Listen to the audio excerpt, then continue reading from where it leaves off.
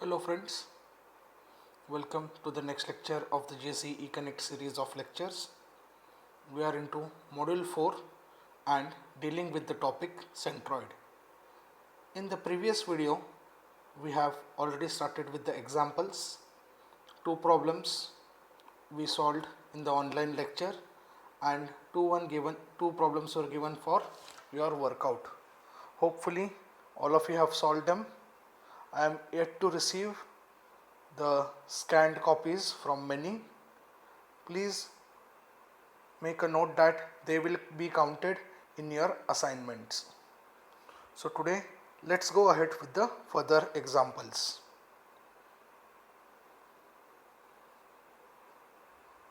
For briefly revising, again I am putting forth the 4 steps which we have discussed previously. Okay, first is to locate the axis, analyze the figure. Second step is to divide the figure into well-defined areas and obtain the elemental areas. Third step is to find the distance of centroidal element of each selected element from the axis. And last step is to obtain the centroidal axis coordinates. So let's start with example number 5. Obtain the centroid of the section shown in the above figure. So I have gone for different shape combination this time. Here we have a triangle and then we have a semicircle. Okay, both figures are clear. The base of the triangle is 80 mm and we are seeing that the centroidal radius is also 80 mm. Now the thing here to understand is the height of the triangle is not mentioned, but the height of the triangle itself forms one part of the centroidal element, that is the vertical radius. So as horizontal radius is 80, the vertical radius of the semicircle also got to be 80, and that vertical radius itself is the vertical height of the triangle. That means the height of the triangle is also 80 mm. So many times it happens that you feel that the data is missing. No, it requires to understand the figure properly.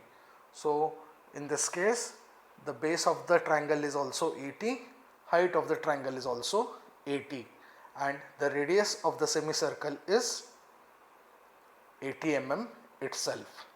Now when we see the semicircle, okay, you should be able to understand once we take the axis in which quadrant is the semicircle lying.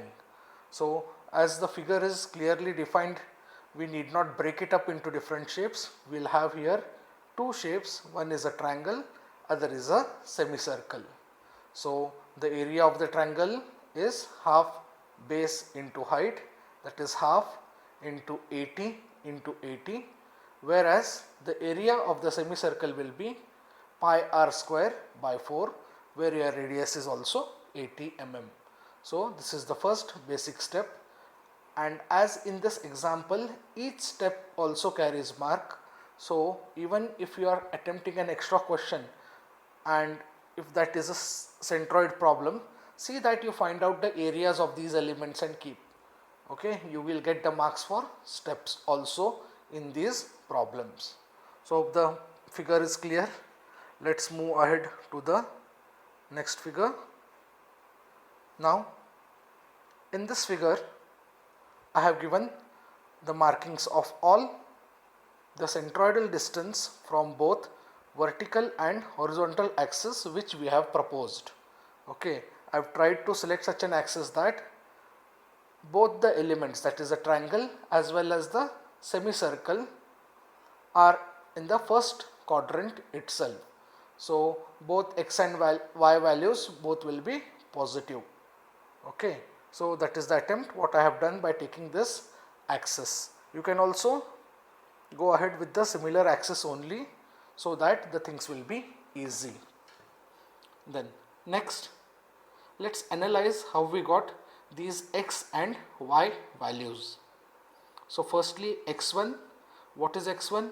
x1 is the horizontal centroidal distance of the triangular element. So we have derived the relationship for centroid of a triangle from the base or from the height. It is h by 3 or b by 3. Therefore, as from the base it is b by 3, from the other side it will be 2b by 3.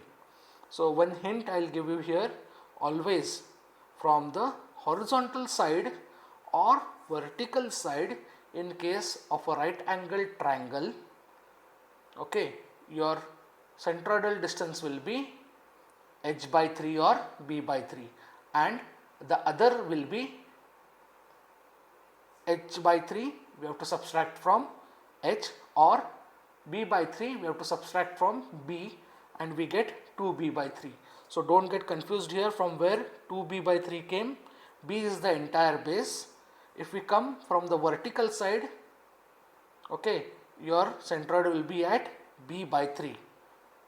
Then if we come from the other side, the centroid will be at 2b by 3.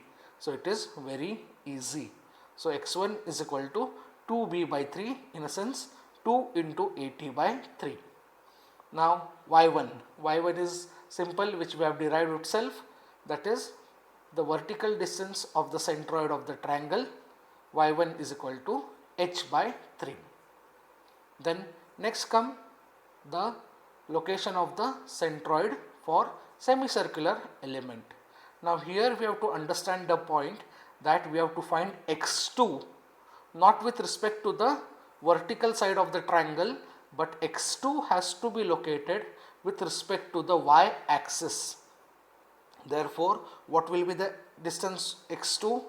x2 will be 4r by 3 pi, which is the centroidal distance of the semicircle from the vertical radius, okay, plus beyond that how much distance it has to cover to reach the axis? It is 80. Hence x2 will be 80 plus 4r by 3 pi. I have clearly shown it in the figure. Okay, don't get confused, because we always find the centroidal distance with respect to the axis under consideration. This point I have also mentioned in the key points to remember. Okay, so x2 will be what? 4r by 3 pi plus 80, that is 4 into 80 divided by 3 pi plus 80. Now y2, which is the vertical centroidal distance of the semicircle, will be the regular one which we have derived, 4r by 3 pi, because directly it comes to the axis. Remember that line has to connect to the axis. So here we have discussed how to find x1, y1, x2, y2. Now let's come to the table. So this is the easiest table which I have told you. Okay, so as you go on practicing, this thing can be directly marked on the figure and entered in the table instead of taking single element, which is time consuming. So this figure which I have shown, directly this figure you can draw, okay, in your answer sheet. That becomes very easy, but understanding of the geometry of the figure is very important. So now when we come to the table, first component is triangle. Again I have told you all, go element wise. So we will go element wise. First element we have taken it as a triangle. Area is half base into height. We get the area as 3200.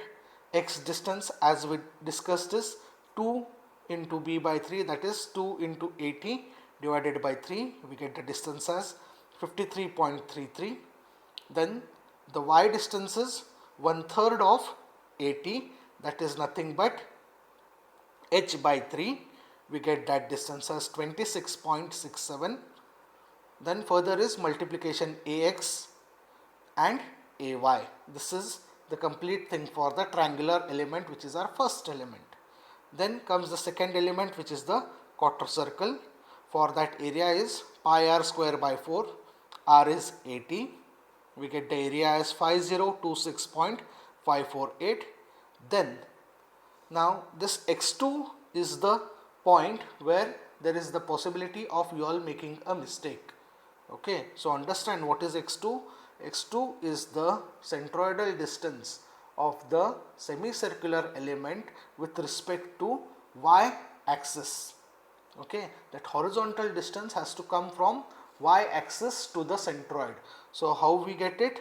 80 plus 4r by 3 pi, that is 80 plus 4 into 80 divided by 3 pi, we get the value of x2. Then y2 is quite easy, that is 4r by 3 pi. Okay, so r will be same. Okay, don't make a foolish mistake of taking different values of r. This sum might be confusing because base of the triangle is 80, height of the triangle is 80, radius is also 80. Okay, so we get the values of x1, x2. Similarly, now we have got the values of, we have to go ahead with ax and ay. So in this case it is a2 x2 and a2 y2. Okay, so we sum up the calculations in the last row. Summation of area we get, then next is we get summation of ax, then next we get summation of ay. Once this is found, your job is nearly done. X bar is equal to summation of ax upon a.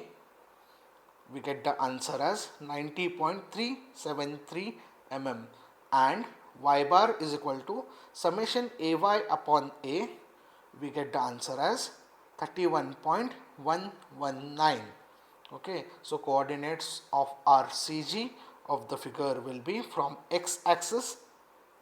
Okay, the x value we have got as 90.373, whereas vertically the centroid lies at a distance of 31.119 mm. Okay, so this is how you have to go about this example. This example is relatively easier because you need not split the figure, okay, into elements. The elements are clearly visible, just you have to follow the proper steps and solve. So what we did is, first we selected the axis, then in the next step we have found out the most important values, that is x1, y1, x2, y2. Where you will feel the complication is finding of x2 value. Okay, but I hope that I have explained it properly. Then we come to the table. Once you find x1, y1, x2, y2, okay, the things are quite easy because the tabular format is pretty much clear. Okay, so we substitute all the values and find out the coordinates of the centroid x bar and y bar. Hope that you have clearly understood this example. So as a homework, what you can try is keep the x axis at the bottom itself. You shift the y axis, okay, to the vertical side of that triangle. I'll put up the figure in the group. Okay, consider the y axis where along the vertical side of the triangle or the vertical radius of the semicircle. When you do that, what happens? Your semicircle lies in first quadrant, whereas the triangle will come in the second quadrant. Okay, then what happens when you calculate x1 for the triangle? It will be b by 3 but with a negative value. Okay, I'll put up the figure in the group, need not worry, but still I am telling you all how it can be solved. Whereas y1 will be h by 3 itself with a positive sign, because when you come to the second quadrant, x becomes negative and y remains positive itself. Okay, so if you go by that axis, let's see what different values of x bar and y bar you can get. Hopefully you will solve this example properly. Next example we will continue in the second video. Thank you.